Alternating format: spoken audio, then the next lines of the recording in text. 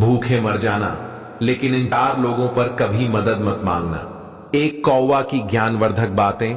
जय श्री कृष्णा मित्रों, आज इस वीडियो में जो हम आपको कहानी सुनाने के लिए जा रहे हैं, ये कहानी एक कौवा की है।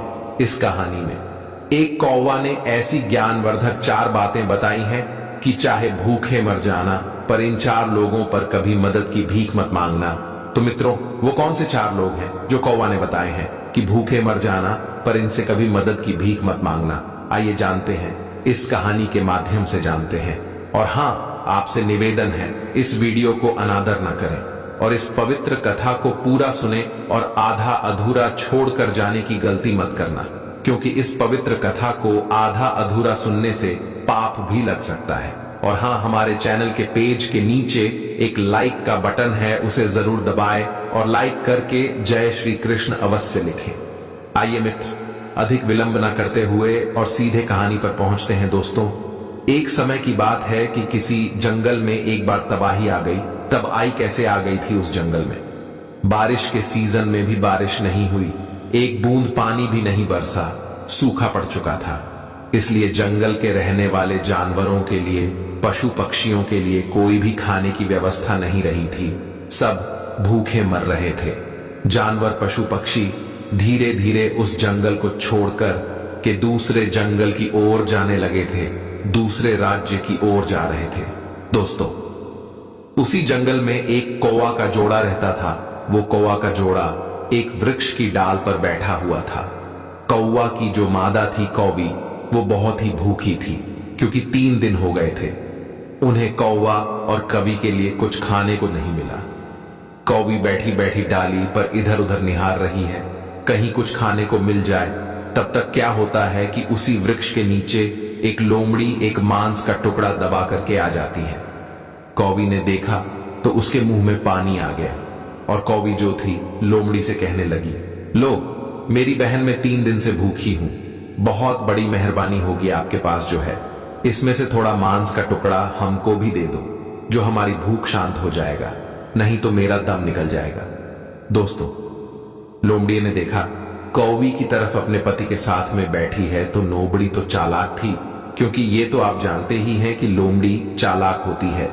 लोमड़ी ने विचार किया, इस मांस का टुकड़े से तो हमारा पूरी तरह से पेट भी नहीं भरेगा, और यह अच्छा मौका है, इसको अपने पास बुलाते हैं, और जैसे ही एक पास में आएगी इसको मारेंगे और खा जाएंगे, हमारा पेट भर जाएगा। दोस्तों, फिर लोमड़ी ने कौवी से कहा था कि कभी घबराए नहीं, तुम नीचे आ जाओ और तुम्हें अपने पास में बैठ करके बड़े प्यार से तुम्हें इस मांस के टुकड़े को खिलाएंगे।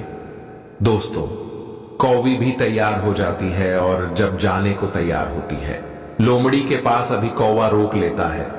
कौवा कहता है कि आप पागल हो गई हो, तुम्हारी और हमारी दुश्मन है, ये शिकारण है, अगर तुम नीचे गई ये मांस का टुकड़ा को छोड़ देगी और तुम्हें मार करके खा जाएगा।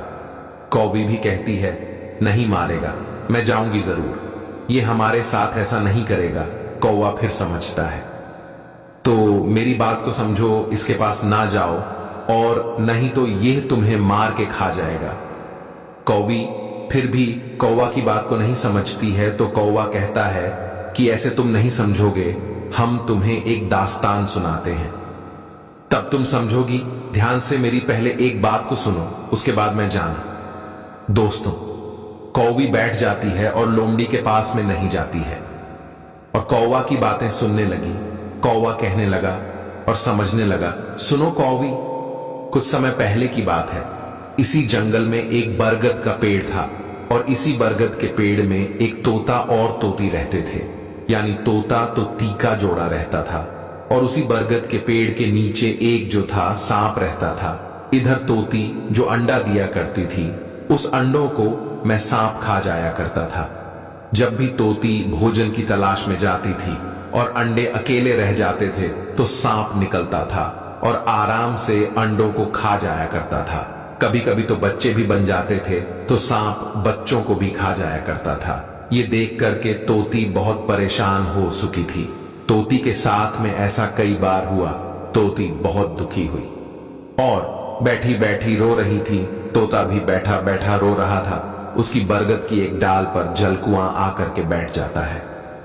और जलकुआं ने जैसे ही देखा कि तोती रो रही है तो जलकुआं ने पूछा, से तोती क्या हुआ? तोती तुम बैठी बैठी क्यों रो रही है? तोती ने सारी दास्तान सुना डाली और कहा, मेरे साथ ऐसा कई बार हुआ है। मैं जितनी बार अंडे देती हूं, जितनी बार मेरे बच्चे होते हैं, इसी बरगद के पेड़ के नीचे एक सांप रहता है और वह निकलता है।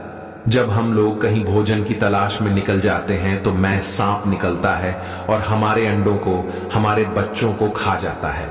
हम इस बात से बहुत परेशान हैं। हम कर भी क्या सकते हैं, क्योंकि हम उससे अपना बदला भी नहीं ले सकते, हम उससे लड़ भी नहीं सकते। वो बहुत खतरनाक है, बहुत ही दुष्ट है। तोती की ऐसी दुख भरी दास्तान सुनकर के उस जलकुआं को तरस आ जाता है और जलकुआं कहता है, तोती बहने, तुम्हें अब परेशान होने की जरूरत नहीं है। अब हमारे साथ चलिए, पास में एक तालाब है, उससे मछली पकड़ करके लाएंगे। तोती कहती हैं, मैं आपकी बात को समझ ही नहीं। तब तोती से जलकुआं समझाता है, जब दुश्मन भारी पड़ जाएगा, जब शत्रु पहलवान हो, बड़ा हो और उससे जाकर के लड़ना सको, तो उसे बुद्धिमानी से हराना चाहिए। तोती ने कहा, वो कैसे जलकुआं है? समझाता है, पास वाले तालाब से मछलियां पकड़ करके लाएंगे और थोड़ी दूर पर एक नेवला का बिल है और नेवला के बिल के दरवाजे पे डाल देंगे और थोड़ी थोड़ी दूर पर मछली को डालते हुए चले आएंगे और आकर के सांप के दरवाजे पर लास्ट मछली छोड़ देंगे और नेवला जैसे ही निकलेगा मछलियों को खाती हुई यहीं तक आ जाएगा और वो सांप बिल से निकलेगा और देखेगा तो सांप को मार देगा, तुम्हारा दुश्मन खत्म हो जाएगा। दोस्तों, तोती ने जलकुआं की ऐसी बातें सुनी तो उसे भरोसा हो गया। तोता को साथ लेकर के जलकुआं के साथ जाती है और तालाब से मछलियों को पकड़ती है। सबसे पहले मछली नेवला के बिल के दरवाजे पर रखी थी, उसके बाद में फिर गई, फिर आए और थोड़ी दूर पर एक मछली और रखी क्रम रखते हुए वो सांप के बिल के दरवाजे पर आ जाते हैं और एक मछली दरवाजे पर रख देते हैं और ऊपर बैठ जाते हैं। अब जलका हुआ कहने लगा उस तोती से, अब इंतजार करो, थोड़ी देर के लिए प्रतीक्षा करो, अब देखिए कि क्या नजारा होता है। दोस्तों, इधर क्या होता है, थोड़ी देर के बाद में जब उस बिल से नेवला बाहर निकलता है और उसने दरवाजे पर जब मछली पड़ी हुई देखी थी तो भगवान को धन्यवाद देने लगा और कहने लगा, प्रभु आज तो आप बहुत ही मेहरबान हैं। जो भोजन स्वयं चल करके हमारे घर पे ही आ गया, मछली को नेवला खाता है, उसके बाद में वो नेवला और आगे बढ़ता है तो उसे मछली एक और मीलती है, फिर वो खाता है, फिर आगे बढ़ता है, यानी मछली उसे मीलती चली गई, वो खाता चला गया और खाते खाते वो वहीं आ गया जहां वो सांप रहता था। उसके दरवाजे पर एक मछली पड़ी थी। नेवला ने वो मछली खाई, फिर नेवला ने बोला और विचार किया, इसका कारण क्या है कि मछली क्रम हमको मछली मिलती रही और हम खाते रहे और यहां तक आ गए, लगता है ये किसी का घर है। पता नहीं किसी ने हमारे साथ तो कोई चाल तो नहीं की, चलो इंतजार करते हैं। दोस्तों, वो नेवला उस सांप के बिल के दरवाजे पर बैठ करके इंतजार करने लगता है। सोचता है अगर कोई होगा तो इससे जरूर बाहर थोड़ी देर में निकलेगा। दोस्त, कुछ समय के बाद में जब सांप निकलता है और नेवला सांप को देखता है तो समझ जाता है कि हमें लगता है इसकी चाल, और ये तो आप जानते ही हैं कि सांप और नेवला की कट्टर दुश्मनी होती है। दोस्तों, नेवला और सांप की भयंकर युद्ध होता है और दोनों लड़ने लगता है। अंत में नेवला जीत जाता है और को मार देता है। ये देख करके वो तोती बहुत प्रसन्न होती है और तोती उसी वृक्ष की डाली से आवाज लगाती है, जलकुआं भैया, मैं आपको बहुत तहे दिल से धन्यवाद करती हूं, क्योंकि इसकी वजह से मैं बहुत परेशान थी। आज आपने हमारे दुश्मन को मार दिया, आपका मैं बार बार धन्यवाद करती। तोती बहुत प्रसन्न थी। इधर नेवला ने देखा एक तोता तोती का जोड़ा बैठा हुआ है तो नेवला समझ गया, अच्छा इसका मतलब ये जाल तुम्हारा ही बनाया हुआ है।